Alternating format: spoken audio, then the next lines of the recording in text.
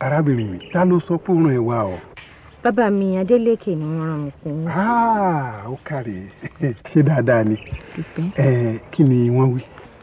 Mo ti rí ẹni tí mo fẹ́ fẹ́, mo sì fi tó bàbá mi létí. Ó dá bẹ́ẹ̀. Wọ́n wá ní kí n wá fi lò yín kẹ́ bá mi yẹ̀wò nínú àdúrà.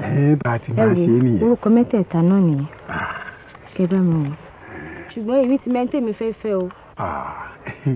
A lè yan nǹkan lé Ọlọ́run lọ́wọ́. Ọlọ́run ló máa yàn, ló máa ní ká ṣe bẹ́ẹ̀.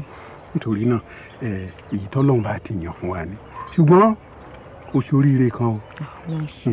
Irú iṣẹ́ báyìí ó máa ń tó bí ijọ́ 2 sí 3 ká tó gbọ́ èsì. Ṣùgbọ́n láàárọ̀ yìí ni Ọlọ́run sọ agbára àdúrà kalẹ̀ fún wa. Nítorí náà màá fẹ́ kó kúnlẹ̀ báyìí kó di ojú ẹ̀ ṣinṣin ká fi ọ̀rọ̀ náà sí àdúrà.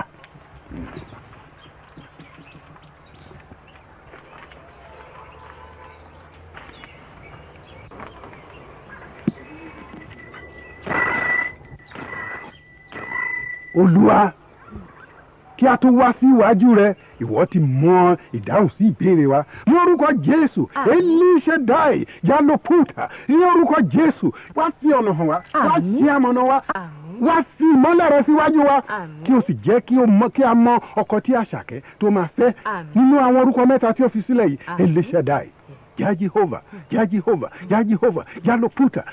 Bàbá, fi ọ̀nà hàn wá. Kí a mọ̀nà wá, kí o sì fi òye náà yé wa ní wákàtí ọ̀wọ̀ yìí. Ní orúkọ Jésù, ní orúkọ Jésù, ní orúkọ Jésù, kò jẹ́ kó rí bẹ́ẹ̀ bàbá. Bẹ́ẹ̀ ni, mo ń gbọ́ bàbá, ìránṣẹ́ rẹ̀ ń gbọ́, máa wí lọ, máa wí.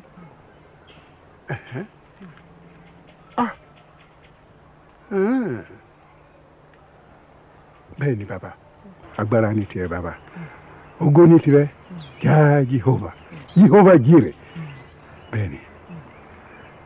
Adúpẹ́ bàbá. Arábìnrin, dìde kó jókòó. Adúpẹ́.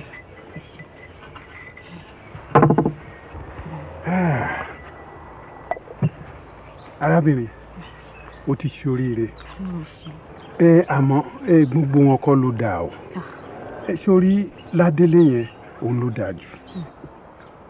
Olú ló pọ́wọ́ lé. Àjàní yẹn kò tiẹ̀ bọ́ sí rárá, ó láti yẹra fún mi. Dr. Femi Fatoba is not just a lecturer, but a cultural force we must never forget. Ere ni o, TK.